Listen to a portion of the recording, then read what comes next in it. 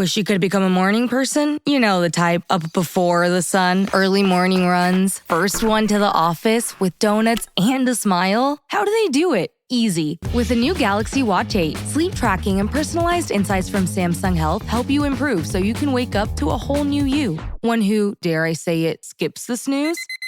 It's possible. Train your sleep with Galaxy Watch 8. Learn more at Samsung.com. Requires compatible Samsung Galaxy phone, Samsung Health app, and Samsung account.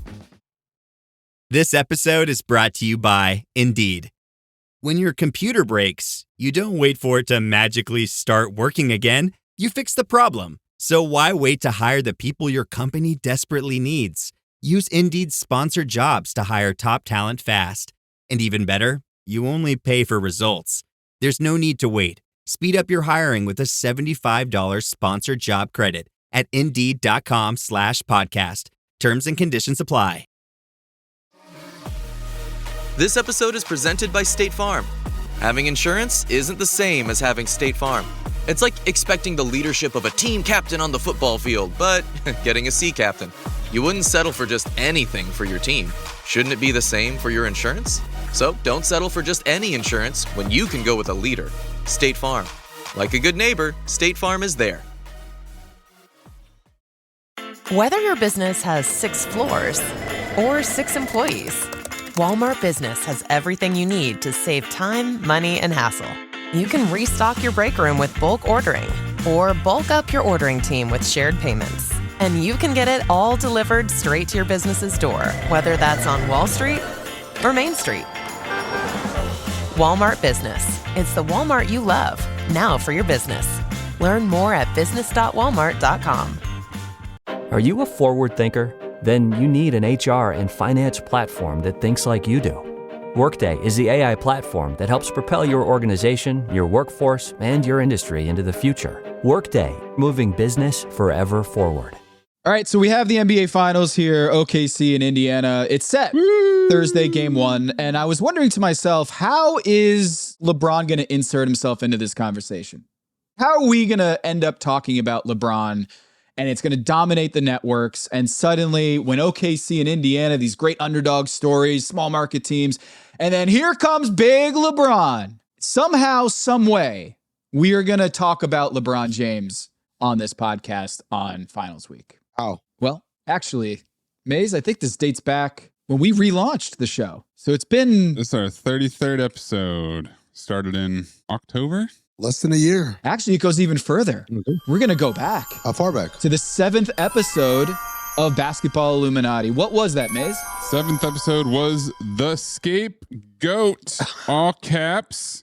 March 30th, 2022. Remember how young and impressionable we were at that time? Our third eye was barely open. It was kind of like a little squint at best. What was The Scapegoat about again? The Scapegoat episode was about how Kenny Beecham had noticed that LeBron James wasn't on Lost graphics with the Lakers. Oh, yeah. I remember this. The Lakers would lose a game, and the Lakers would have to put out a graphic like, see it on Tuesday, or tough one, another game tomorrow. On to the next one was the big one for them, right? On to the next one. So we were like, fuck it. Let's look at all of the Lost graphics for every team, every star in the NBA, and see if this is true. If this is true that LeBron James has not been on a Lost graphic. Remember us combing through every social media thing for every team? Yeah. That was one of my favorite little stories that we did. And what did we find? We found that LeBron was on there a grand total of 0 times on the Lost graphics. That most teams were kind of reluctant to put their star player on the Lost graphic. No one had 0, I believe, right? LeBron was the only 0. And that, was it Harden had the most appearances? Kevin Durant, that's why we called him Scapegoat. And Kevin Durant with the Brooklyn Nets at the time, he was on the gloss graphics 17 times. If you want to know why he decided, I don't want to be here anymore, maybe it was that.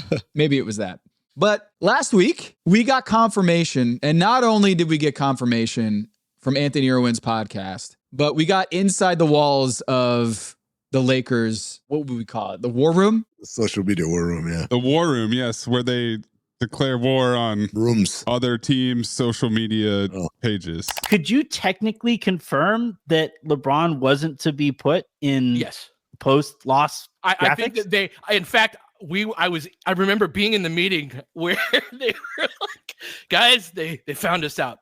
And we were cracking up. We were cracking up that someone like took the time and noticed. And so Pete Zayas, Lakers film room on X, he was working with the Lakers at the time, doing video work for the digital media and social media side of the Lakers. And apparently the Lakers heard us. They're on to us, they said. It's real. You're saying there really was like an actual policy on the books. Not just a, hey, probably let's not put the guy on it, but it's like, under no circumstances are you allowed to have LeBron on a loss. No mistakes, no coincidences. I mean, how does it feel 3+ years later to be confirmed right? There's no greater feeling, man. We talk about this all the time. There's so many times where you say something and you're like 98% sure. Yeah. Maybe I'm wrong. Maybe I'm just reading too much into it and you let it go. Yeah, I'm 98% sure this is what's happening, but I don't know. But then years later, you get that 2% confirmation. And in many ways, that 2%, way better than a 98. Oh my God. That confirmation feels so good. Yeah. Oh man. It was like a contractual obligation. Think about that. All right. As part of my deal with the Los Angeles Lakers, I'll agree to perform services, playing 82 games in the playoffs and showing up for team meetings. Great. Item A, I will do this as long as you do not put me in loss graphics. Don't you put that evil on me, Ricky Bobby. Don't you put that evil on me. This feels like when you find out that a billionaire tips 17% on restaurant tabs. How did they get to this point? How did LeBron James become the top dog and the #1 player in the NBA and the face of the league? He didn't get it by accident, folks. Yep. He got it by writing into his contract that you can't put him on the loss graphics because you can't perceive LeBron James as a loser. It's not allowed. In the words of James Carter, a.k.a. Vic Damone Jr. in Money Talks, hey, that's how the rich stay rich, right? Mm-hmm. That's exactly it. Yeah. Wow, man. Wow. We really nailed that shit, man. First of all, shout out to Kenny Beecham, because without his tip. Did his own research. He did his own research. He saw the trend. He's like, this seems weird, right? And then obviously we took that tip and we blew it out. So shout out to Kenny Beecham. But also, shout out to everyone in the Illuminati, man. We did this together. Episode 7, huh? Open your third eye. And then our first episode back was tied into this story too, because that same employee of the Lakers film room, he was fired from his Lakers job. What? Because on his independent podcast, he had described the Dan Hurley situation as, quote, a saga. And the HR rep for the Lakers, when he was in his exit meeting or whatever, said that was the reason why we had to let you go, is because you called the Dan Hurley situation a saga and he got fired. Wow. Yeah, God forbid somebody call it a saga. Yeah. That's such a horrible word and such a denigration of what a time that must have been. It was a year ago. This time a year ago, we were locked into this story that this was the greatest head coach. Not suspicious at all that they would cover up an employee calling it a saga. You know, how did it end up? He got the job, right? He left UConn and didn't get a pay raise out of it. For sure. That for sure didn't happen. Hey, what happened to the guy that broke that? Like the whole, wait, pump the brakes on JJ Redick. And Hurley's actually the #1. What happened to that guy? My assignment: uncover why the association inspires more conspiracy theories in volume and salience than any other U.S. sport. So you've heard of the Illuminati. The truth is out there, but so are lies. Your eyes can deceive you. Don't trust them. The NBA has always been controlled by about 8 people. Denial is the most predictable of all human responses. If you're only using 10% of your brain, you don't even know that you're using 10% of your brain. The NBA Illuminati. If coincidences are just coincidences, why do they feel so contrived? The Illuminati. But you start to follow the money, and you don't know where the f*** it's going to take you. It is unspoken. They have influence among other players. The NBA Illuminati. I don't have time for your convenient ignorance. Maybe I'm a conspiracist now as well. That's all it took. Oh, we got books, we got schools. You saw a video on YouTube. Why my eyes, sir? You've never used them before. We are the basketball Illuminati.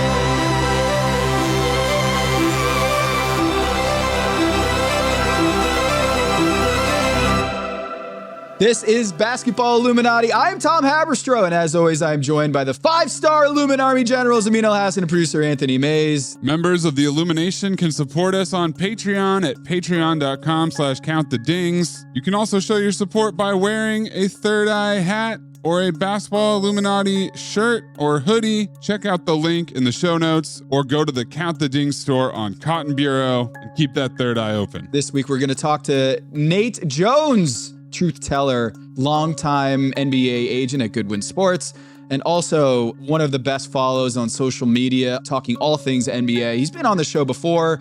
He knows the inner workings of how the NBA works, not just in the front offices, by the players and the media, but also the business side of sports, and in particular with the NBA. So he's going to join us. We're going to talk about this NBA Finals and all the different ramifications around it. Oklahoma City Thunder and Indiana Pacers are in the finals. Not LeBron James. No? So let's talk about Oklahoma City and Indiana and who is really responsible for this NBA Finals matchup.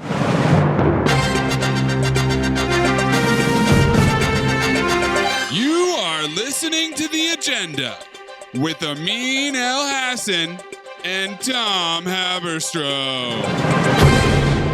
Paul George. Poor Paul George, man. Everyone's blaming him. Blaming? Playoff Pete. Is he getting blamed or is he being credited? Thanked. He's thanked. On Do You Believe last week, I proposed the 76ers should trade him right now, get that ball rolling, and that the Clippers made a huge mistake by not trading him and letting him walk out the door. Yeah. They're never going to win a title now. So you think that's going to stop the impending Thunder dynasty? Is the Philadelphia 76ers, they should just trade Paul George. Doesn't matter what they trade for. Well, that's more a threat to the Pacers, right? Because they're in the East. Yeah. And all it guarantees that you'll make the finals. I don't know if it threatens the Thunder yet. That's why the Clippers messed up so bad. So I kind of feel like we should talk about this because maybe I'm a Paul George apologist. I just think it's unfair to put it all on him. Again, I think you're taking it as a negative, Tom. We're saying it's a positive. It's great. If you're Oklahoma City and Indiana, you're thankful for Paul George. They're not like, oh, it's all your fault. They're like, yo, without you, we wouldn't be here. Do you think he gets a ring? Either way, he's guaranteed that he's getting a ring? 2 rings. You should get 2 rings. He'll definitely get a tribute video. 2 tribute videos. I mean, let me see your hands real quick. Is there a championship ring on there? No. I mean, there is 2 WNBA championship rings. They're invisible, though, because surprise, surprise, and this will come back in later. The guy who owned the team didn't want to spring for a ring. Not for me, at least. Spring for a ring. It's got a nice ring to it. Yeah. I like it. I mean, I think you deserve a championship ring. I do. I really do, man. I, in many ways, have as much to do with the rise of Indiana and Oklahoma City as anyone. Step aside, Paul George. Yeah, my fingerprints are on this. Amin Elhassan would like a word. It goes back a little further than Paul George. Hold my beer. Join me, if you will. We're in the DeLorean. Sit there, buckle your seatbelt. Take you guys all the way back to the year 2004. That's right. 50 Cent is the biggest music artist in the world. Shrek 2 is dominating the box office. By the way, Shrek 2, the #1 selling DVD of all time. One of the things I learned from my bootlegging days. What is a DVD? And Kurt Thomas is a New York Knick, the lone holdover from the conference championship team of 2000, right? Everyone else is gone. It's just him. He signs a very modest extension. I think very good money for a role player, about $8 million a year, right? 2004, 2005 starts. The Suns, meanwhile, in that summer, they had signed a guard named Steve Nash for $65 million, and they signed Quentin Richardson from the Clippers. Quentin Richardson, Steve Nash, and the rest of the Suns, who had won about 30-some-odd games a year before, they end up winning 62 games. They're the best team in the league. They go to the conference finals themselves, where they fall to the Spurs. You know what else happens 04-05 season? What happens? This guy works for the Knicks in basketball ops. What? Cutting his teeth, learning all types of things about the tricks of the trade, right? So 05-06 starts. 2 things happen. One, the GM of the Suns, Brian Colangelo, decides, I don't want to do this shit anymore. He leaves, goes, takes the Toronto job. And a new owner, Robert Sarver, comes in and he says, hey, rather than pay another person to be GM, Mike D'Antoni, why don't you just be a GM? You're already the coach. You'll be the GM and you'll just do everything, right? So the Suns, 05-06, Amari Stoudemire's hurt, misses a bunch of time. Kurt Thomas plays a lot of minutes. It's part of the 3 big lineup, him, Boris Diaw, and Sean Marion. And the Suns go to the conference championship again. Kurt Thomas gets hurt. Roger Bell gets hurt. They lose to the Mavericks. Were you traded from the Knicks to the Suns? With Kurt Thomas? No. 05, 06, I was floating around. I technically worked for the Suns in like the sales department. I never count that in my work experience, right? So 06, 07, I moved to basketball ops. We're a great team again. We won 61 games, I want to say. That's the team that won 15 games in a row and then 17 games in a row in the same season.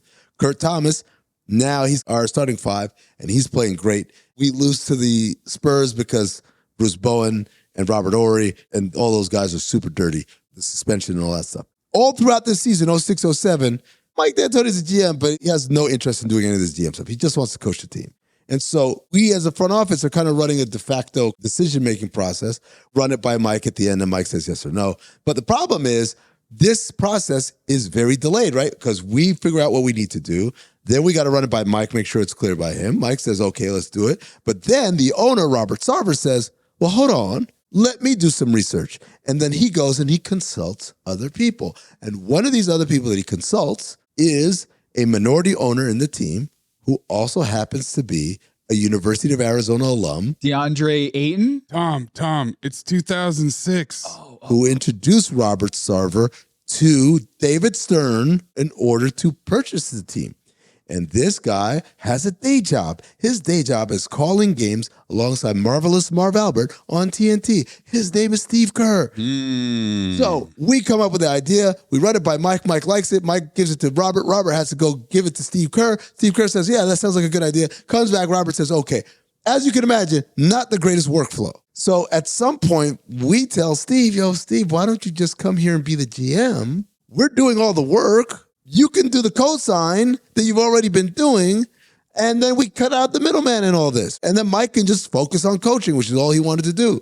Steve Kerr says, yeah, that's a great idea. Robert Sarver says, yeah, that's a great idea. This sounds like a pretty great situation. Someone that Robert trusts, right? And we don't have to do this rigmarole of him checking elsewhere. Cool. Hire Steve Kerr officially 2007, right? Instantly, Robert Sarver's on Steve Kerr's head. This luxury tax bill, we gotta get rid of the luxury tax. Oh my God, the luxury tax. Blah, blah, blah, blah. Steve Kerr, first time ever working in a front office, has no idea what's happening. And his mandate becomes, we have to shave salary ASAP, no questions asked, doesn't matter what it takes. Now, you look at our roster, Boris Diaw was most improved player in 05-06. Leandro Barbosa was sixth man of the year, I want to say in 06-07. And obviously Steve Nash, Amari Stoudemire, Shawn Marion, that's the Holy Trinity. So who's the next big salary guy who's got to go?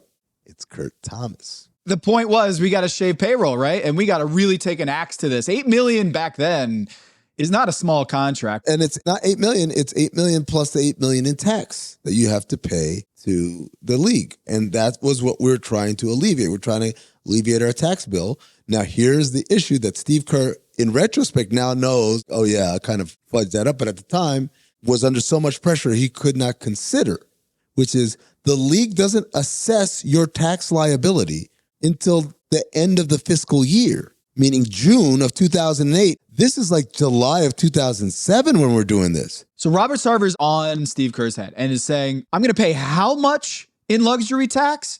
And Steve Kerr just got the job and he's like, I got to make my owner happy. I got to solve this situation. What do I do? What do I do? What do I do? Amin, who can I get on the phone with to alleviate this situation, Amin? Well, as luck would have it, meanwhile, there was another new general manager in the NBA, a man in Seattle named Samuel Presti. Sam Presti gets the Seattle job and instantly, without hesitation, begins to torch the whole place. He knows the only way to build this thing into what it needs to be is I got to start from scratch. Yes, the Sonics had won a bunch of games a couple of years earlier with Ray Allen and Rashard Lewis. I don't care. These guys are not championship players for me. So he trades Ray Allen to Boston for a top 5 pick that turns into Jeff Green. He drafts Kevin Durant. He fires Nate McMillan. He hires PJ Carlesimo. And this team is built from the ground up. And so they've got all of this cap space. And I believe this is the first time in NBA history where a general manager leverages his cap space into asset accumulation rather than going out to sign players. And so what he does is he tells Steve Kerr, I can help you take care of that problem. Kurt Thomas. It's going to cost you. Yeah, he's a pretty good player, but $8 million. We end up giving up 2 future first-round picks to Seattle/Oklahoma City in order for them to take Kurt Thomas off our hands. Tough deal. So I remember finding out about it and saying, wow, we got 2 firsts for Kurt Thomas. That's really good. I mean, I know he's a good player, but it seems like a lot. And they're like, no.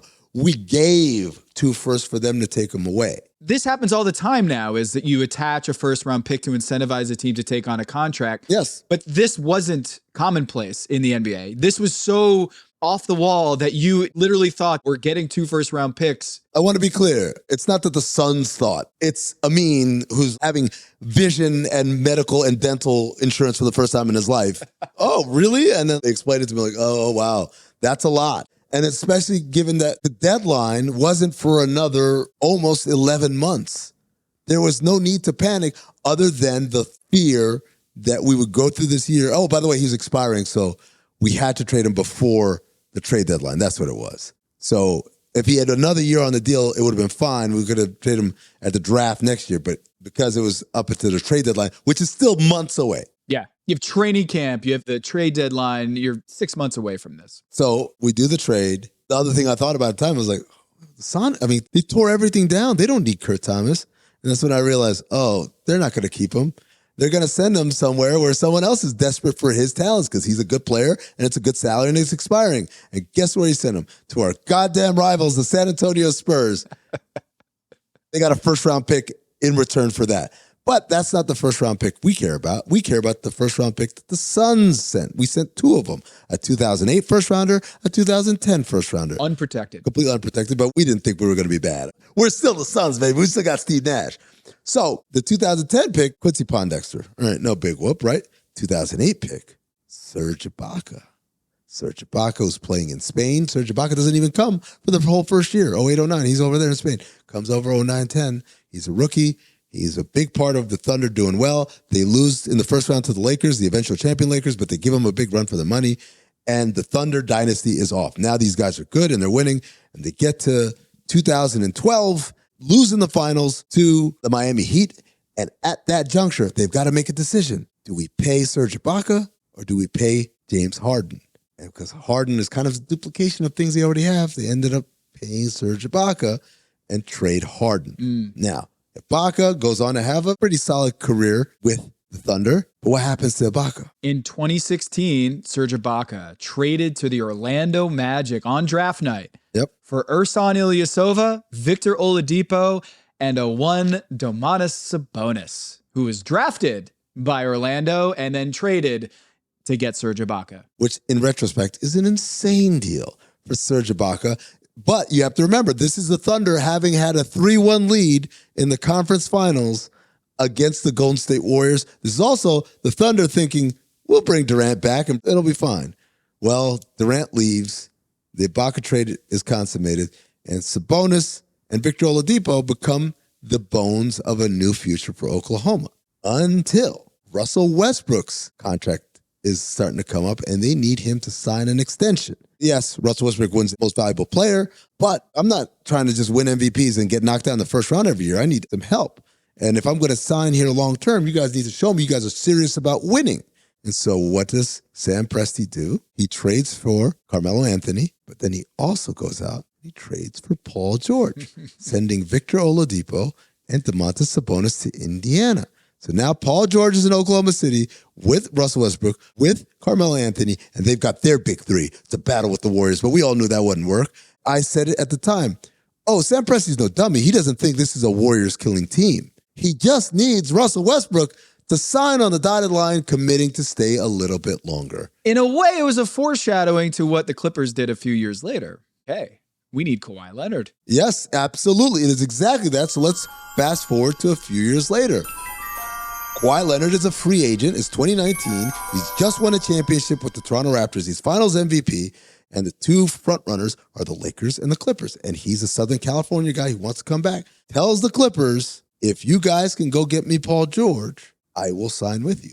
And so the Clippers leverage the hell out of themselves in order to get Paul George because in their view, they're not trading 4 first-round picks and Shai Gilgeous-Alexander for Paul George. They're trading 4 first-round picks and Shai Gilgeous-Alexander for Paul George and the right to get Kawhi Leonard.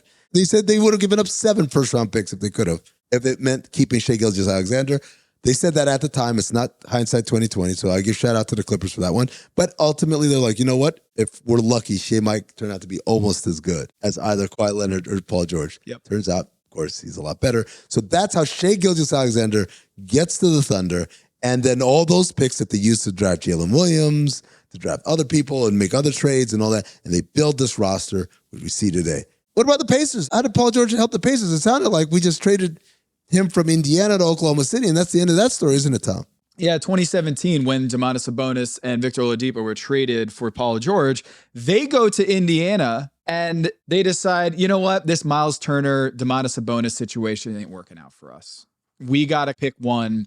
In the same way that it was duplicative to have a bunch of ball handling guys on OKC. Harden and Westbrook, and yeah. We got to pick one of these two franchise cornerstones in the front court. So they trade Domantas Sabonis for whom? Tyrese Halliburton, who is involved in his own too many cooks situation in Sacramento because he's playing behind De'Aaron Fox, who is the de facto starting point guard. So in 2022, Domantas Sabonis is traded from the Pacers along with Jeremy Lamb, who was the package that went to Oklahoma City for James Harden. Oh, yes, that's right. Yes, that's how he got to OKC. Oh, fuck, I forgot all about that. So the Pacers trade Domantas Sabonis, Jeremy Lamb, Justin Holiday, and a 2023 second-round pick to the Sacramento Kings for Tyrese Halliburton, Buddy Hield, and Tristan Thompson. The Indiana Pacers got Tyrese Halliburton through the Paul George trade, but the Paul George trade was because of Amin Elhassan. So to trace it back, right? Tyrese Halliburton gets there because of Sabonis. Sabonis got there because of Paul George. Paul George got to Oklahoma City as a result of that, but he left Oklahoma City as a result of the Shea Gilgeous-Alexander trade. And the reason why they were able to get Sabonis and Oladipo to do that Paul George trade was because they sent Ibaka to Orlando. And the reason they got Ibaka was because they got a first-round pick from the Phoenix Suns that they got in exchange for taking on Kurt Thomas. Well, the only reason the Suns were trying to trade Kurt Thomas was because their first-time GM didn't quite understand the amount of leeway that he had and the leverage that he had. And in order to move a contract that he didn't even acquire, it was acquired by the guy before him, because the Suns are owned by a cheap motherfucker named Robert Sarver. And ladies and gentlemen, that's why I have no WNBA championship rings, because I was not on the list. Wow. If you had just gotten medical and dental before then, maybe you would have been like, you know what? I don't think we should give up that 2008 pick. We don't need to give up a 2008 pick. You know what they would have said? Do you like having a job? It's not even like for speaking up. If we have this luxury tax bill, a shit ton of people are getting fired. Your boy would have been one of them. I like looking back on the ESPN story in 2007 when the trade went down. The Seattle Supersonics acquired veteran forward Kurt Thomas and the Phoenix Suns' first-round draft choices in 2008 and 2010 on Friday in exchange for a conditional second-round draft choice.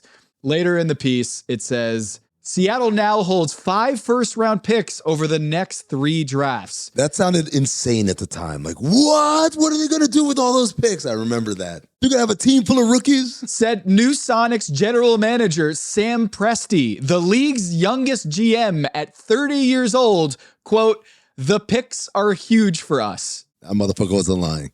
Saga continues. That's the crazy part. That decision to get off the Kurt Thomas contract in 2007, when will we ever hear the end of that? The 2026 Clippers pick that is going to be OKC could turn into something else that he parlays. That's why it's always crazy when people try to shit talk Sam Presti. Oh, like, what has he ever won? I'm like, buddy, trust me. There's a reason why everyone thinks this guy's the best.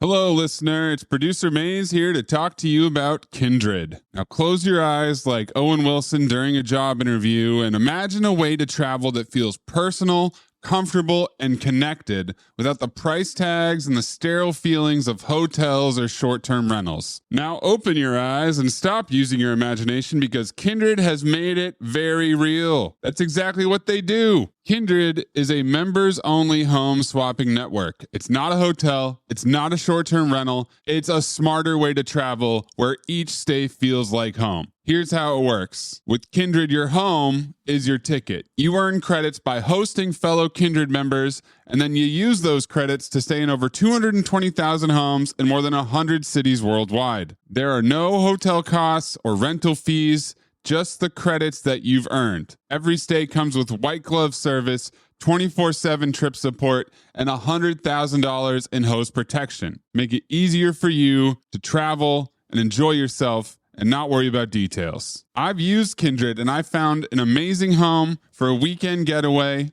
in an idyllic location with amazing views and great ambiance. It had everything I needed. And the best part was, it cost me $0. So apply now at livekindred.com and use code DINGS to join for free. Plus, you'll earn 5 nights of travel credit just for signing up. That's right, that's 5 whole nights for free at livekindred, KINDRED.com, code DINGS, DINGS, livekindred.com, code DINGS. Hello, listener. It's Producer Maze here to talk to you about Quince and their cookware. Cooler nights mean cozy meals at home, and Quince's cookware has made fall cooking so much more enjoyable. Their pieces deliver the quality and performance of luxury brands, but at a price that makes sense. And they look gorgeous on the stovetop, too. No matter what item you need to complete your kitchen, Quince has you covered. With 5-ply stainless steel pots and pans, nonstick skillets, chef-quality knives, and even ceramic bakeware, which is perfect for cozy casseroles or Sunday roasts. And when you look at these prices, you might think, how is Quince doing this? How do they deliver high-quality items similar to high-end brands that are half the price? Well, let me tell you, they partner directly with ethical top-tier factories to cut out the middlemen and pass the savings on to you. And it's not just cookware. I got myself some bath sheets. That's right. When you're a tall man, you have to use bath sheets, not bath towels from Quince. It's like drying off with the cloud. It's incredible. Upgrade your kitchen for cozy fall meals with premium cookware from Quince. Go to quince.com/dings for free shipping on your order and 365-day returns. That's QUINCE.com/dings, DINGS, to get free shipping and 365-day returns. Quince.com/dings. Listener, listen up. This is important, okay? I'm going to try to save you some money here. If you're still overpaying for wireless, it's time to say yes to saying no. At Mint Mobile, their favorite word is no. You may think like, oh, that's bad. No contracts, no monthly bills, no overages, no hidden fees, no BS. Here's why I said yes to making the switch and getting premium wireless for $15 a month. You heard that correctly. $15 per month. Ditch overpriced wireless and the jaw-dropping monthly bills. And of course, there are all these hidden fees and stuff, but at Mint Mobile, plans start at $15 per month. All the plans come with high-speed data, unlimited talk and text. You're not doing like weekend and nighttime minutes or anything like that. And it's delivered on the nation's largest 5G network. Use your own phone. Don't have to get a new phone. Use your own phone with any Mint Mobile plan and bring your phone number along with all of your existing contacts.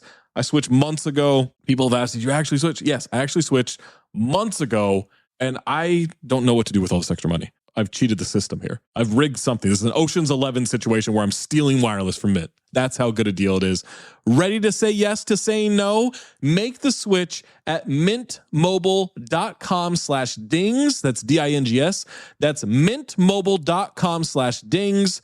Upfront payment of $45 required, equivalent to $15 per month. Limited time new customer offer for first 3 months only. Speeds may slow above 35 gigabytes on unlimited plan. Taxes and fees extra. See Mint Mobile for details.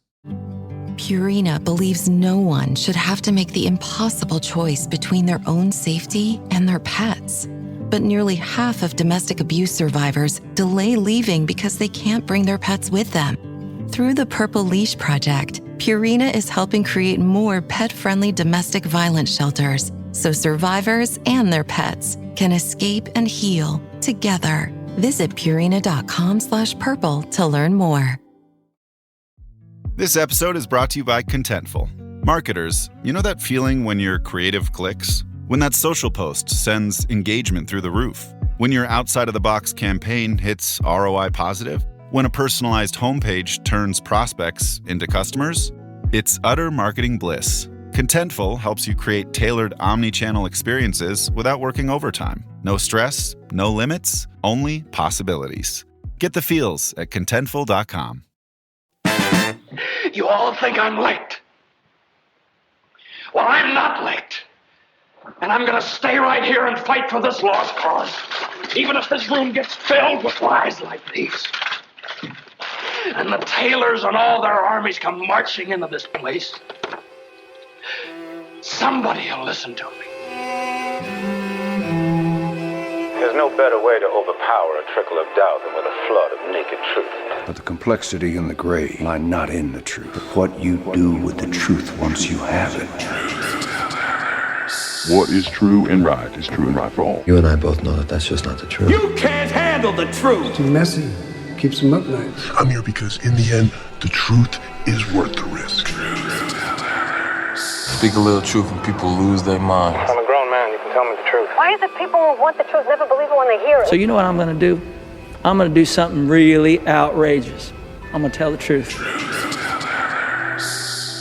We are now joined by truth teller extraordinaire back on the show, Nate Jones from Goodwin Sports, longtime agent, marketer, and friend of the podcast. You are and entrepreneur, and don't forget entrepreneur. Moving Souls, the I was just gonna say that I couldn't afford to invest in.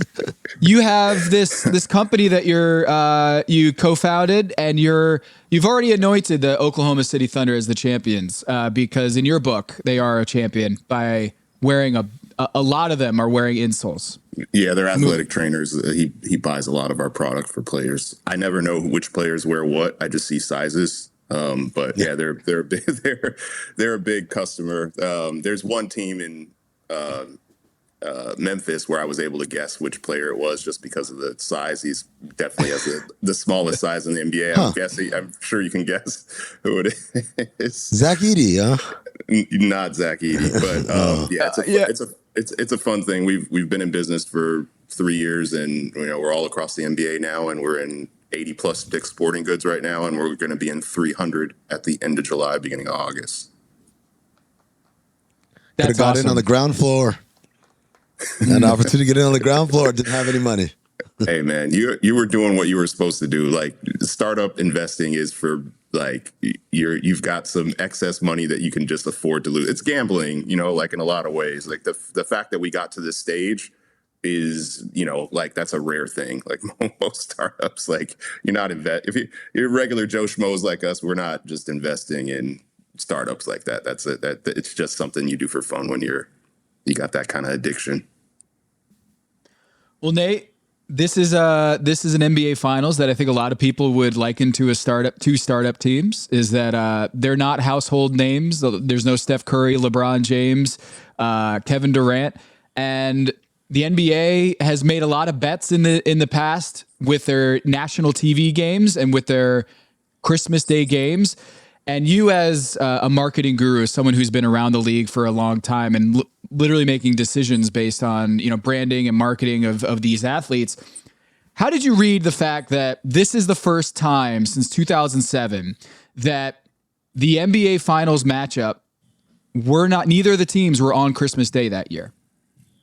So this first time since 2007, and the 10-game slate didn't even start until 2009. So really, in the modern era of 10 teams being showcased on Christmas Day, this is the first time we've had neither team from Christmas Day in the NBA Finals. Yeah, I mean, Christmas Day, they're just going straight for the markets. They're not even really, going for that. I mean, next year, OKC will 100% be on Christmas between MVP and making the finals.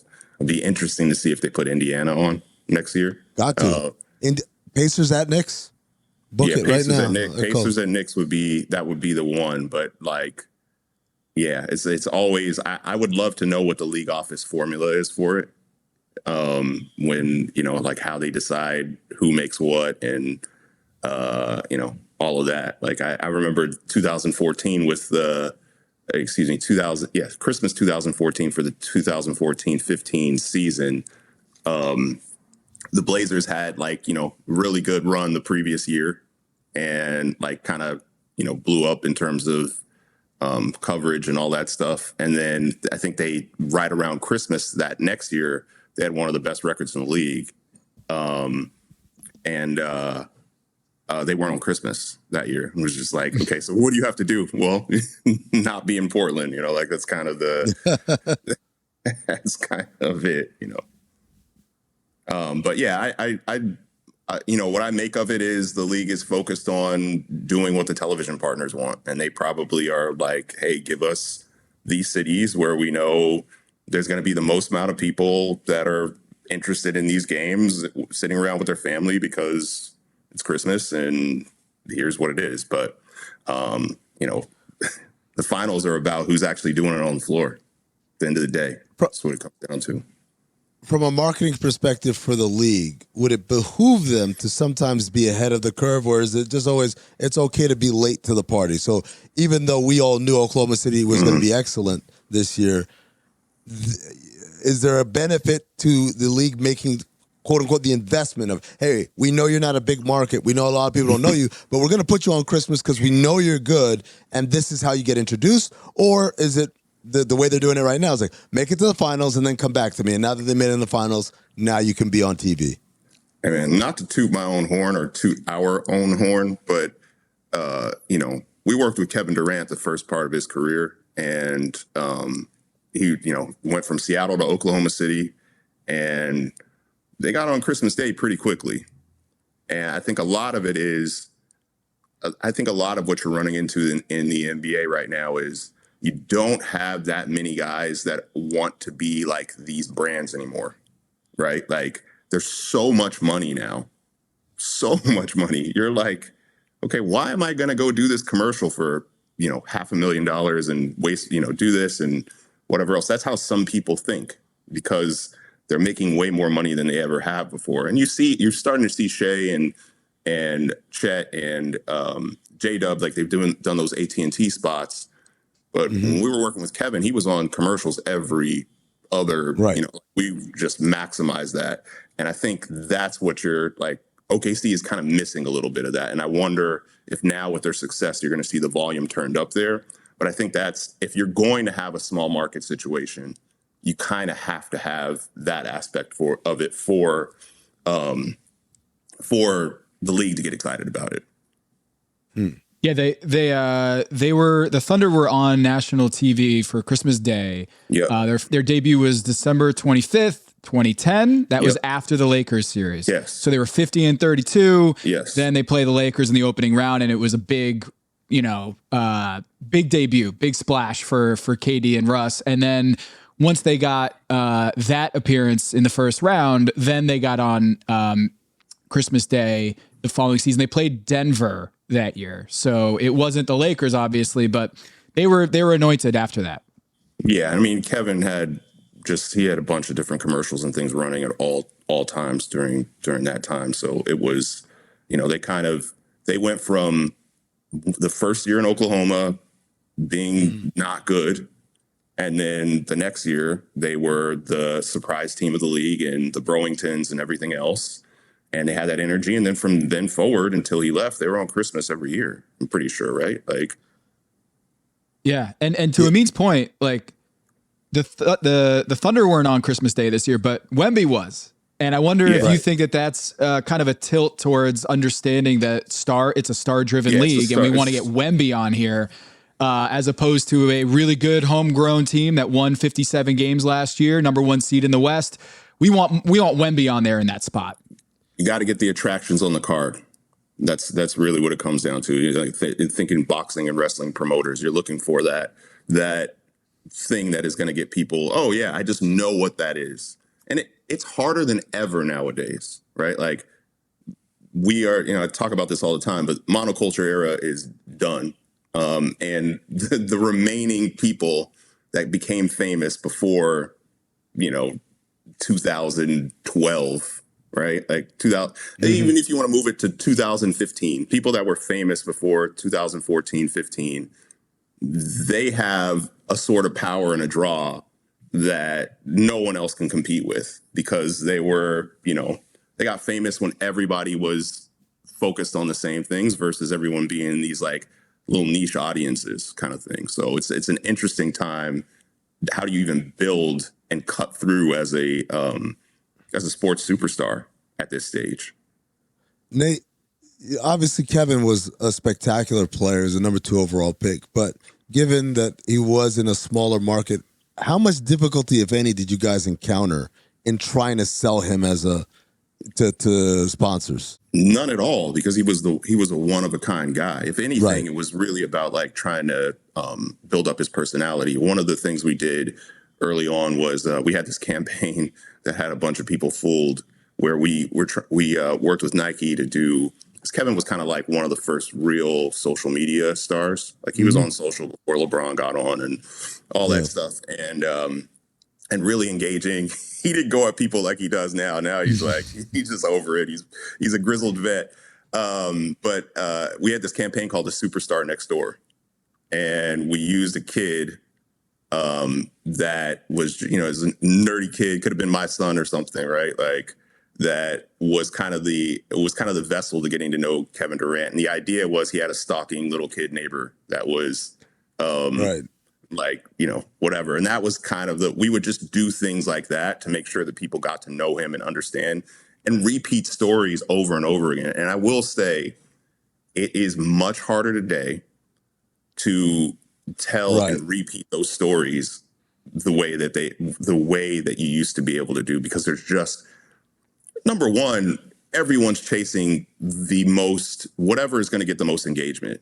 There rarely is like the softer story out there anymore. It's just like, what is the most controversial and salacious thing that's going on versus, oh my gosh, look, this cute neighbor is like, a little kid is bothering Kevin Durant and stalking him with this video. Like, what's going on? I had reporters that reached out to me. I'm not going to name them because I don't want to embarrass them.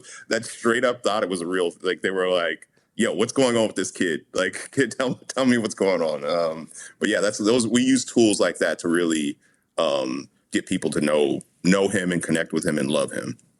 So Nate, given that, because it was so different, if you're looking at like someone like Shea, who is MVP of the league, on the best team in the league, they're probably going to win a championship. It's like, how much more? Yeah, the AT&T commercial is nice.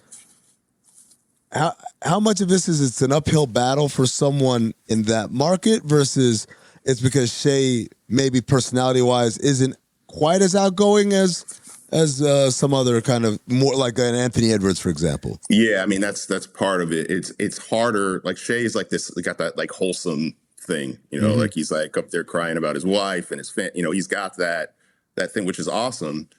But it's like, we're just in the, like, I don't want to say we're in the degenerate era, but we're just in this era of like that, like, who cares? Like, like, we need a scandal around Shea. We need something to make him a little edgier. And just, it's not even like, just the edginess and like he's not a shit talker. And maybe he is, but we just don't know about it, right? Like, where Anthony Edwards, we know he talks shit to fans, to players, to whatever.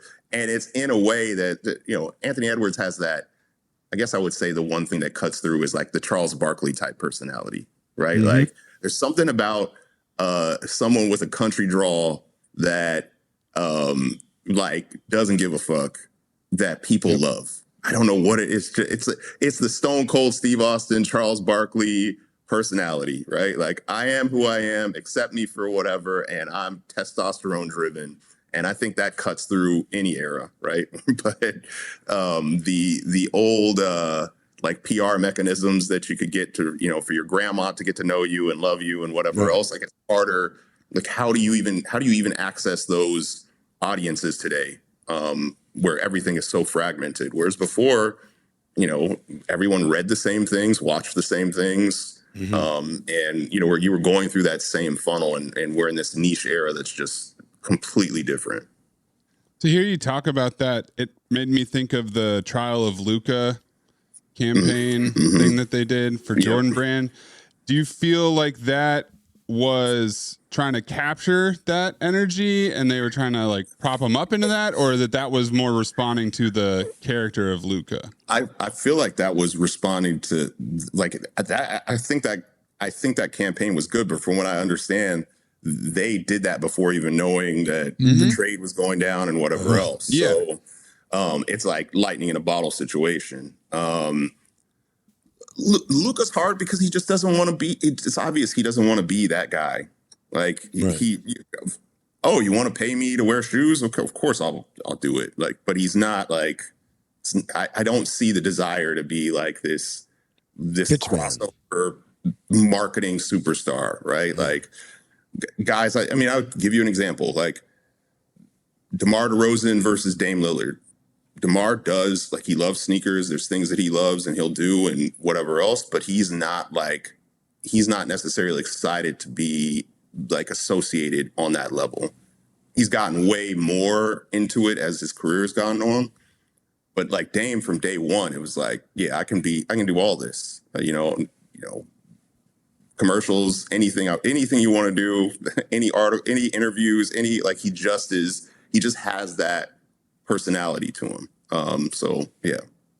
That's part of like the beginning of the lore of Damian Lillard, right? Before he hit any kind of clutch buzzer beater for the Blazers, he was the guy that was, oh, you guys want me to do the appearances? Because every NBA player has I believe it's 4 to 6 appearances that they have to do mandatory. Yeah. And I think 3 of them are team, and then 3 individual. But then what a lot of people don't know is these mandatory appearances are paid appearances. Yeah. So every time you do one above and even the ones you do are mandatory, the ones you do above and beyond, you get a nice little check. And so I think that's the story. Like Damian Lillard early on was like, I'll do it. And maybe some of the other guys, the vets, were like, they didn't want to do it. And next thing you know, he's already embraced the community a whole lot more from being out and about. Yeah, I mean, I joke with people when I want to get something signed. I tell him what it is, and then I go, yeah, you have this much in your DocuSign right now, and he even to this day, it could be $30,000, and he's like, I get the notification 5 seconds later. That's the type of guy he is, and he's about his business and on top of it, and whatever else. So I think it takes the personality to want to do that, and there's nothing wrong with either side. Trying to force Tim Duncan. I say Tim Duncan had a more outgoing personality than he liked to let on. I would from what I've seen. He's probably a funnier dude than people even, know and recognize. But it's just you can't force someone to be something they're not. It's like asking Tim Duncan to be KG is the most outgoing, can get into any situation. He's going to pull the boom mic down. He's that, he's that guy, right? Tim wasn't that guy. So what, the comparisons and expecting them to be that person is pretty difficult. Nate, how much influence does the NBA have as a league, the league office, have in the marketing of today's NBA stars and NBA teams compared to the KD, when you were working with KD, like David Stern versus Adam Silver, and just the business environment that we're in today and social media? How much influence can the NBA have? Well, so I don't know if you guys have ever dealt with the player marketing department for the league, but it's run by a gentleman named Michael Levine, who's awesome. And most of the players love him. I don't know if you guys follow Jim Ice, social media photographer, all that stuff on on Instagram. But he'll have a series where he'll feature Mike doing ridiculous things sometimes. But he's kind of over all of that, and he's at the end of the day, there's only so much you can do based on educating the players, letting them understand the opportunity, all of that. But we're in this world where, number one, the myth of social media is I always say, your fit pic that you post with a random, rap bar is not marketing. It's not PR. It's not a brand. It's not getting, teaching, fans about you and building community and all that stuff. And because, you'll hear this argument, you don't need media anymore because you have social media. And that's not the case at all. The way if you're using social media in a creative way and really doing actual content around it, real storytelling, all of that, yes, that is valuable and can be traditional media But if that's all you're doing, no, it's not actually building anything. It's not storytelling. It's not making people like you. It's not whatever. So you're combating an era of guys making a lot of money and not seeing necessarily the value of whatever they're getting for their marketing appearances or whatever else versus, their time. And then you also have this idea that social media is replacing everything else, and which is not true unless you have some real media strategy and you're just like coming out with content all the time. How do you see this inside the NBA thing rolling over at ESPN? I mean, it seems like they just want to do like the Pat McAfee model, right? Like, okay, you guys tell us when we're on and we hit go and we do what we want and y'all don't tell us anything. And if you do, then it's going to be a problem. Now, if that actually happens, we'll see. But, it seems like they're interested in, I mean, they've been y'all have seen for years, they've been trying to fix this pregame and postgame and, halftime model forever. I think a lot of it, as others have mentioned, has to do with, ESPN is just trying to like commercials. Like NBC, one of the first things they did was say, hey, we're going to start showing starting lineups again. And I think a lot of times when people think about sports, they forget about all the details that matter. Like, I know you guys aren't WWE fans, but like the pageantry is like half the battle, right? As a kid, especially as a kid, when you're trying to acquire customers and get them excited about what they're watching. As a kid, man, I used to turn the volume all the way the hell up and hear my mom complain, like, dude, turn that down for anytime the Bulls starting lineup was shown, the Knicks starting lineup was shown. Is that the nostalgia? Because it's not when I see the clips, man, I'm just like, Mike, I get goosebumps watching those clips from the 90s on NBA on NBC. Well, yes, that's nostalgia. Yeah, Tom, because you were a kid. But Nate's saying for the next generation, we need to give them something to have nostalgia for. Yeah, we don't have. There is no, like, the pageantry has been taken out in order to extract every dollar, right? Like, that is like, and then you go into these situations where you're like, oh yeah, the players don't care about this anymore, they don't care about that anymore, or whatever. I don't think all players are like that, and there's a variety of different things. But if it's been going on for 2 decades that you've been told that this stuff doesn't, like, who cares? Why are we even like highlighting that or showcasing that or whatever? Like, as a kid, I was like, damn, I want to be in an arena where they do that and I get to experience that. Like, the same thing happens with, like, WWE is heavy on the pageantry. I would say the pageantry, the sing along, the good music, the light, the walkout, the walkout, all of that is like, that's what gets people. I mean, that's even in the post 2010, right? Like that Miami Heat in the air tonight intro, like that got people, like, we got to see that, right? So I wonder if there's been so much focus on trying to draw out every dollar. It's the same thing I say with uniforms. Like, it's just everything about like extracting every single dollar, and you kind of, in that process, extract tradition, pageantry, familiarity, like things that like bring everybody together and make them excited about what they're watching. So for me, when I think about those NBA and NBC games, as soon as I found out NBC was getting back, I said, the one thing they have to do, they have to bring back, at least for the playoffs, maybe not for a regular season game, but I need the monologue. The preamble monologue we're setting up, because you want to talk about pageantry, right? The Rockets Suns Game 7, where they're talking about Charles Barkley is looking for his first championship, and then it says across the way, Hakeem Olajuwon has won his title, but the banner in the summit hangs not for Clyde Drexler, right? Like, they gave you the stakes right there, and you're like, oh my God, this is like the be-all, end-all. I need all this. And it's one of the things that I remember when they went to ESPN, they're just like, all right, here we are, we're at the game, man. The game's about to tip off. Like, whoa, what are we doing? What happened to the, you little need foreplay? Yeah. I need my foreplay. I need my foreplay. Yeah, man. Who's going to give the monologue without Bob Costas? Yeah. Who's the next monologue guy? Yeah.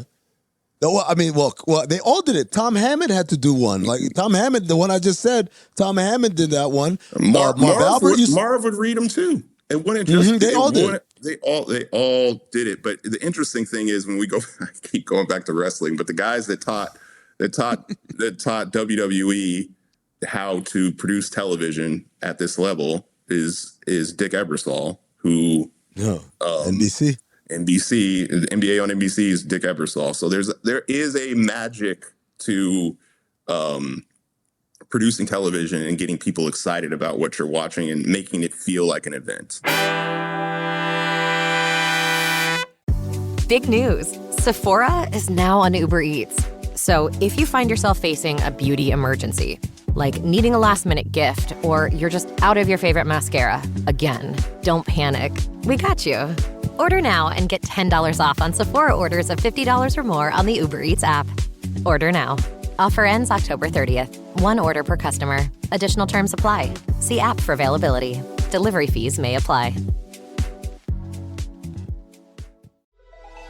Experience a membership that backs what you're building with American Express Business Platinum. Enjoy complimentary access to the American Express Global Lounge Collection and a welcome offer of 200,000 points after you spend $20,000 on purchases on the card within your first 3 months of membership. American Express Business Platinum. There's nothing like it. Terms apply. Learn more at americanexpress.com/business-platinum. It's the Smucker's Uncrustables podcast with your host, Uncrustables.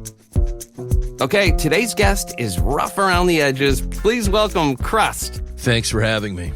Today's topic, he's round with soft, pillowy bread. Hey. Filled with delicious PB&J. Are you talking about yourself? And you can take him anywhere. Why'd you invite? And we are out of time. Are you really cutting me off? Uncrustables are the best part of the sandwich. Sorry, Crust. At Blinds.com, it's not just about window treatments. It's about you, your style, your space, your way. Whether you DIY or want the pros to handle it all, you'll have the confidence of knowing it's done right. From free expert design help to our 100% satisfaction guarantee, everything we do is made to fit your life and your windows. Because at Blinds.com, the only thing we treat better than windows is you. Visit Blinds.com now for up to 50% off primetime deals and free professional installation. Rules and restrictions apply. The other thing I want to say, and this is specific to as we talk about what we experience as kids. I remember I went to Game 4 of Wolves Thunder in Minneapolis, which is on Memorial Day. Yeah. And the start time, the tip time was 7:30 local, 8:30 Eastern. And I remember walking around to everybody and saying, why are we playing this at night? Why isn't this like a 12:30 local or a 2:30 start, or even a 3:30 local start time in the middle of the day where it's day off and everyone has to go to work tomorrow? And the answer I got was like, well, that's what the networks want. And I'm like, does the league have any control in saying, guys, it's important? Because again, my memories are, for instance, Sean Elliott, the Memorial Day Miracle, hitting that his heels above the sideline as he hits the three. We all went out after that and played ball. We went to the playground and we recreated this. It was like, this is the vicarious living of a child living through, his heroes that you see on TV. And so, like, that's the thing. Like, to me, they've got to get better at it. It's like, we got to bring back, I get prime time is where the best numbers are. You got to have some of these games, particularly in the playoffs, be daytime matinee games, because that's so much more inclusive in terms of cultivating a future audience. I think that I think if I had to, come from their side, I think they're like, let me bring as much value as I can to this television, our media partners, because on the other side, the kids are going to just like watch it, they're on going YouTube or social media, their YouTube clip games, like whatever. So you're kind of in this, like, it's almost like the NBA is trying to reach every single audience that they can. And, we're officially, even millennials are officially the olds now. We're like, right? Like we're, there's millennials with kids and going to college now. Right. So there's some of that. And I think the league is they're just trying to, like, whatever they want, television networks want, let's keep that rolling because we want this money to keep rolling in for the next deal and the next deal and whatever else. And the kids are going to do whatever the hell they want to do and watch it at different times, or just watch a recap on YouTube or whatever else. And if they really are junkies, they're going to watch it at any time anyway. I love that, like, NBA Finals kind of pageantry you're talking about is when they kind of did this like AI where all the stars of the past were like playing with each other, and it was like there's Bill Russell, and then suddenly it's Larry, and then Magic, and then they're all taking the same floor. I fucking loved that. It was like it taught you a lot about the history of the game and the majesty of the game, and it just felt like you're connecting the past to the future and the now in a way that we don't get anymore, it seems. We're all like, again, this might be like a group of old men yelling at clouds, but for sure. Where are all these great, those promotional pieces that Tom was talking about? I posted this the other day. This Instagram feed had like a bunch of these commercials from like the 2000s, and like the Fun Police commercial, the commercial of what do you call it? Kevin Garnett playing against a bunch of people. The Tracy McGrady commercial where he's like the kids are retelling that 13 points in 30 seconds game. Like all of these great, even I don't even have to go that far back. I could go as recent as Dame was in a Foot Locker commercial where he's talking about, I don't want to be washed up without a ring. I don't mean like you. And like, they're all in that commercial. Where do those, what happened to that? Is it just, there's no bang for the buck for the brands? Yeah, I mean, it's kind of the same thing that I'm discussing with media around just like broadcast and everything else is kind of happening with advertisements. Everyone is sucked into the Instagram, social media like model of ads, and it's just like it's very much how do you capture, push people to your site, whatever. There's very little like brand advertisements on social like that. Like like just think about the ads you see, because people just identify them as ads and they scroll past them, right? Like Caitlin Clark on State Farm. It's just I don't know if it's a like it doesn't seem like there's much storytelling. It's there. The format. No one's come up with a brand storytelling format for social that people actually will sit and like watch and engage with. If anything, it's like influencer style is what reels and influencer style is what gets people to stop. So that's what the brands are end up investing in and doing. Whereas the format that you're talking about is great for television. That's what it's great. It's great for TV. It's made for that. And so the brands are like, our target audience is this age, this age, this age. So we'll just, do it this way. If anything, the shortcut to that is like almost these real-time moments commercials, right? Like the Anthony Edwards campaign with Adidas where they had Ice-T, and like, that's a real like cultural thing. Okay, the guy got dunked on. So, we've got to do the chalk outline and whatever else. Yeah. So that is like a like highly produced brand content that they figured out how to make it more social and real time and whatever else, so the people share and interact with it. But like a commercial, what we were used to growing up is we would see the same commercial over and over and over and over again. Like, does that work? That doesn't work on social. Like, you've seen it once or twice, and then you're just like, I don't want to see it again. Like, that's it. So it's more like, it's like I never thought about it that way. Yeah. It's like a wave of content versus everything at the same time, Nate, the TV commercials right now, like the Shea Gilgeous-Alexander AT&T commercial, the Caitlin Clark State Farm commercial, they are the lowest hanging wings. Well, I'm just Wingstop with Jalen Green. The lowest hanging fruit. Like, there's no effort level. Because of what I described. The counterpoint. Probably the best commercial that's been running during the playoffs of all these ones that we're all getting tired of, including Will Ferrell, you could pay your own way, is the State Farm Jason Bateman Batman one. Like, that's the best one. But I'm like, they actually like, wouldn't it be funny if we did this? So it does exist. Take a step back. Who is State Farm marketing to? Amin Elhassan. Age group. All right. Like, people that own houses. Here. Right? Like, why can't we get more of that commercial I like? right? Like it's like the target demo. Like the NFL has it made because they're like they are after the olds and people that sit and watch television and whatever else. Like the NBA is a different beast, and I think the partners are like they're not gonna invest in like this big television marketing campaign anymore in the way that we grew up watching it, and we would get excited to see the commercial over and over again. These kids do not want to see these things over and over again. If anything, they want to like remix it and do their own thing, make fun of it, like whatever it is, right? But like it's old, it's done. Like on to the next thing. Is there a way, like when I hang out with buddies who aren't huge NBA fans in real life, they're like, so the Shai Gilgeous-Alexander guy, he's a real like foul baiter, huh? Real free throw merchant. And I'm just like, man, that sucks. That the only entryway into the NBA finals with a lot of fans is just that the MVP is a grifter, you know? And I'm like, how do we market this guy or this team in a way that you can get excited about this dude? But that's a question for people like you, Nate, is like, how do we do a better job of marketing the greatness of Shai rather than I think you're still running into the same problem that I've been describing over and over again.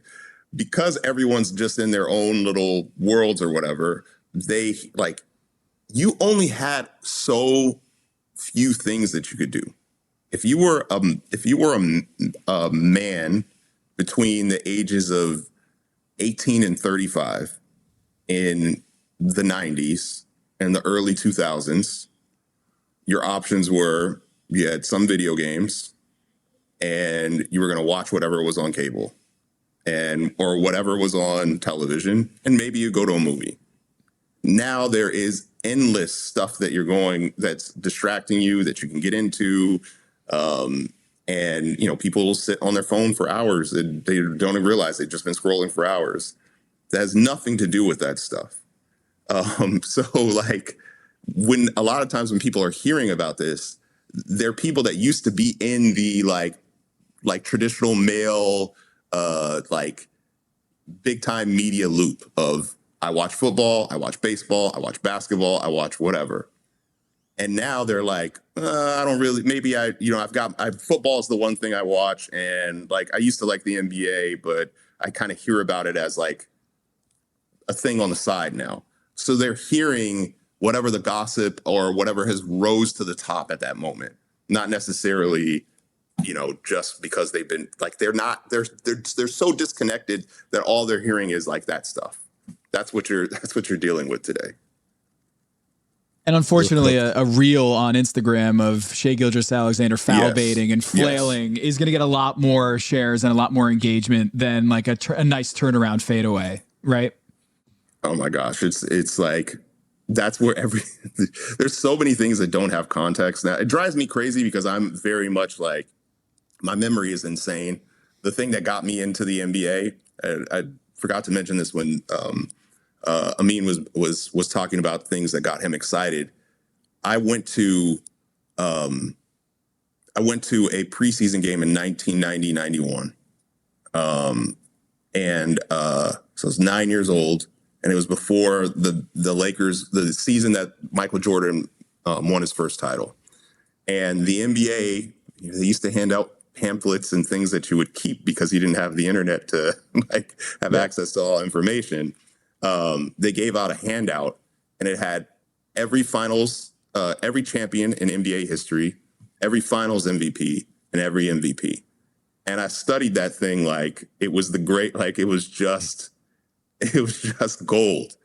And like you had to actually know your stuff. And like, if you were a fan, you kind of knew what's what. And now it's like people are so disconnected that someone can just say anything and you'll be like, that's not true. I see stuff on podcasts where people make up stuff about what happened and why, or people from their own career that don't remember exactly what happened or what year this happened or whatever else. And as long as like someone famous said it, or as long as someone that has like a following says it, it becomes Bible at that stage, right? Like that's what you're competing against. I don't know if I've asked you this before, Nate. What do you think of Ballsack and Centel? it's so weird to me that people get excited about like someone posting bullshit. Like, I don't get it. I get the like what I do. I think I like the idea of like trying to, I think when Ballsack started, they were talking about like, I'm showing you that this is what you're dealing with. How easy it is.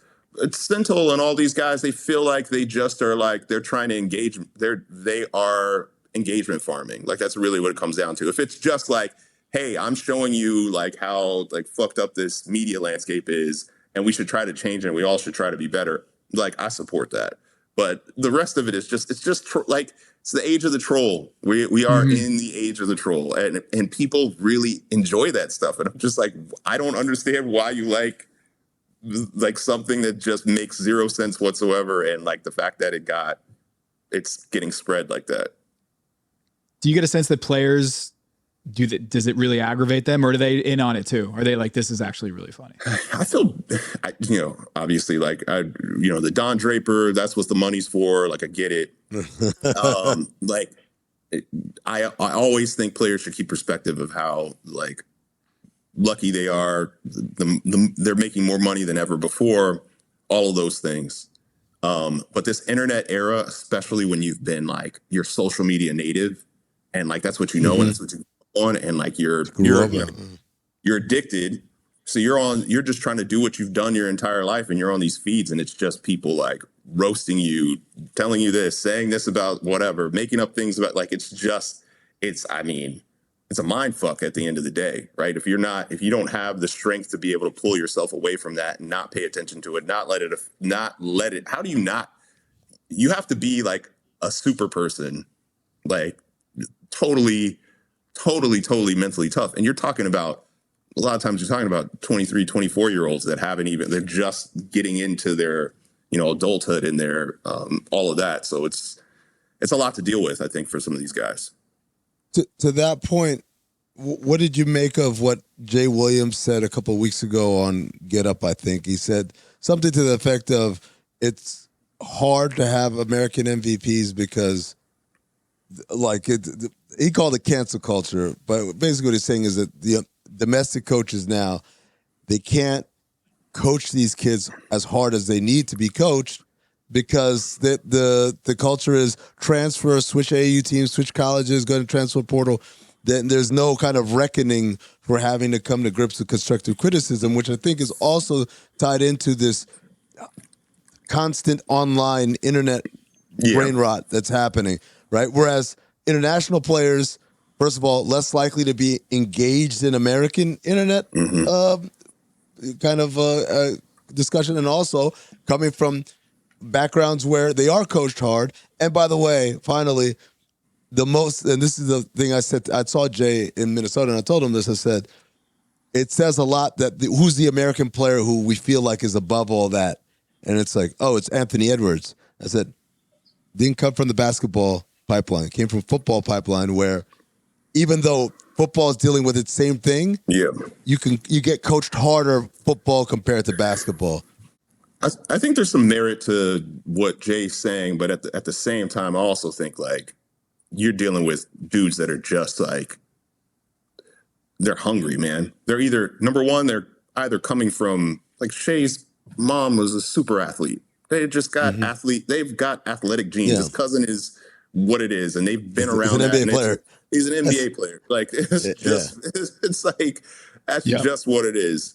And on the other side of it, you got guys that are just like hungry as hell. And the NBA opened up and became a global market. We're scouting these guys everywhere. And, when you're like, that Giannis situation, that dude didn't look like that when he came to the NBA. Yeah. He turned himself into, like, obviously he had immense talent coming in, but he was like, oh, you guys going to pay me to do this? Right. Like, some of these guys come here and don't work that hard. Like, it's the Leandro Barbosa story. Like, he got drafted and comes to Phoenix and he spent the night in the locker room on the floor because he's just so grateful to for the opportunity. Yeah, man. And it's a different, I think sometimes in the US, even for people that are like, I mean, there's different levels. There's different levels of poverty, right? Like there's working class, and you went through the working class struggle. There's situation like, if you guys read DeMar DeRozan's book, like guy, no furniture in the house, no fridge in the house, running water was like a, thing that was off and on. Day to day, yeah. Day to day, like the type of stuff that he went through, like that's that's why that guy works like a maniac still at his age. He's been through that. So there is a certain experience that I think makes it difficult. And then when you're also a child star, it's child star syndrome sometimes for some of these folks. So like the international people, obviously you have the exceptions like Luka Doncic, but for the international players, they're not getting the spotlight and told that they're famous at this certain age. It's an experience that I had with Dame Lillard when he came in. He was 21 when he was drafted, went to a small school, wasn't on television, just under recruit, all that stuff. So his mentality when he came in was one of like every step of the way, his first 2 years, he would ask questions like, hey man, you think I'm going to make the all rookie team? Do you think I'm going to it's like, dude, you think I'm going to win rookie of the year? You've won rookie of the month every single month. Yes, you're going to win rookie. But it's a different mentality when you come from that versus, and this is no knock to, I think AAU provides the high level branded AAU systems provide value to a lot of guys. But when somebody's been telling you that you are going to be it since you've been 14, 15 years old, sometimes younger, like how do you handle that? And especially now in the social media age, you've got, it's not just the people around you, it's millions of strangers. And I mean, I'm not going to get too deep into this, but grown women that are, going after these guys, they have their easy access to get to them when they're teenagers, right? Like when I was 15, 16, 17 years old, like, come on, man. Like, how would I'm 46 still fighting out here. But that's what I'm saying, man. Like, how do you wouldn't even know what to do. Like, so how do you keep that focus and that mindset through that? And it takes a very, very, very special talent and mindset to be able to do that. So I think there's a lot of different things that go into it. I don't know if the coaching aspect is so much the big deal with that, but yeah. There's a real dichotomy of the league is marketing LeBron, KD, and Steph. Yep. And Dame and DeMar, right? The old heads in the league. But now we have the youngest conference finalists and youngest finalists we've seen like ever, basically in the modern NBA. Yeah. How do you bridge that gap? Like, how do you market a league that it's tougher and tougher for the Steph Currys and the LeBrons to make it to the final stage, and now we've got these new faces that we're trying to acclimate to? Yeah, man, it's again, we're coming back to the same problem over and over again. Those dudes are monoculture superstars. Yeah. LeBron, Kevin Durant, and Steph, every basketball fan in the country was watching his ascent in the NCAA tournament. Like, all at the same time, and we're all like, who the fuck is this? Oh, it's Del Curry's son? Like, this dude is amazing. Like, this dude is my favorite because he looks like a kid, and he's out here killing, and he just has something about him. And we got that, and we've been locked. And then he comes to the league and does the same shit. So, and he's doing things you have never seen players do before. So we all got to witness this as we're all watching this at the same time. LeBron, the most hyped modern athlete of all time, and he exceeded the hype.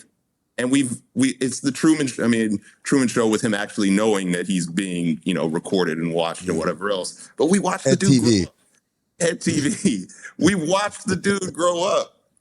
We watched the dude grow up and become what he's become and exceed this hype. And like, you just aren't, it's just so hard to create that same thing. What we have seen in sports recently is Caitlin Clark. And it was a similar thing.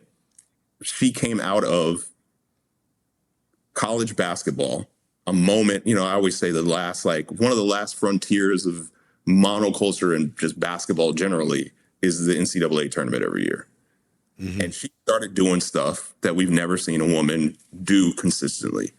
There's some WNBA fans are going to get mad. Oh, Sabrina, you know, no one has done consistent off the dribble, deep threes like a maniac. Like you look at them like they're crazy shooting the shot before her.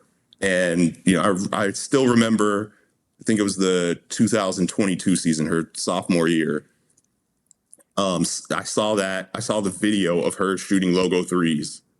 And I think they were in pink jerseys for like breast cancer awareness or something like that. And I immediately sent it to all my basketball friends. I'm like, who the hell is this? What? Because I'm not going to act like I was some like in-depth women's basketball, like whatever. It's like, whoever this is, I'm starting to watch it. And Kevin Durant's tweeting about it. Everybody's like, everyone had that moment of picking up on it. And it was because it was a lightning in a bottle, like rare situation. And then she did something that was improbable, going to, you know, taking this Iowa team to the finals 2 years in a row. And we all watched it and caught on. And that's what it is. And the NBA is going to be difficult because we got one and done, right? Like, if you're good, you're out of there. We know a lot of us that are super basketball fans. We got to watch Cooper Flagg. We know who Cooper Flagg is. But in another era, maybe he stays 3 years. Right. And we see him in the NCAA tournament 3 years in a row, and he starts to have a rival. There's someone that we didn't even know about that just came out of the blue and is his rival, and they're meeting in the finals. And it's a big, like, that whole environment. Everything is kind of just like microwave nowadays because everyone's trying to get to the money, right? So you don't have that time to kind of just incubate anything anymore. And it would be different if it was the monoculture era where everybody's watching the same thing at the same time, and you would eventually get to know these guys. But if you can't if you have these very few monoculture moments in today's day, and you can't take advantage of those because of whatever rules or whatever the culture is around that, around guys just immediately, like, how do you combat it? I want to know what the WWE scriptwriter Nate Jones, how he would write the monologue for the upcoming NBA finals. And we'll end on that. That is, I know it's on the spot, but I'm trying to think, is it the finals that Paul George birthed? Is No. You got to play up Tyrese as a villain, right? Like, that's exactly what lots I'm of saying. the choke symbol. Halliburton. Between his personality, like, and his dad, like they are vice president. Like he is, like, you want to play up that this is basically he's the underdog, but he's a villain underdog. Yeah. Like, right? He's coming for their ass. Yeah. Like Tyrese Halliburton, every step of the way this postseason, the most overrated player. Yeah. And then did it to the Knicks. His dad stood up to Giannis, and now they're here in the NBA Finals, going to do it to OKC. How do we feel about Halliburton as a marketing tool?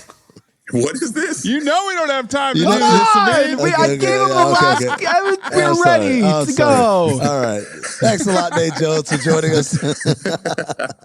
I have no idea what you're talking about, but yeah, the Halliburton thing is the to me that's the place. He seems like the guy that wants to. He's done WWE. I was watching last night. Monday Night Raw on Netflix, and they were advertising a WWE Halliburton tee where he's doing the choke symbol. Like, he's crossed. I would say he's probably crossed over more than Shea at this stage, right? He just, because he has the personality for it, and he wants to do it, and then he doesn't look like a NBA superstar. I made a joke that he kind of, I'm aging myself here, but he kind of looks like what the athletes look like in Daria. Oh, that's a good one, dude. I thought you were gonna say Black Inspector Gadget is what I always thought. He has he's like lanky and like, you know, like the whole. He looks like those characters, and like what what the like jock would look like, and from there. But he's killing, and he has confidence, and I think that's the one. That's the story that I would dive into. Yeah. Nate Jones, thanks for coming on, man. Always appreciate you coming back with the Illumination. Appreciate you. Appreciate you.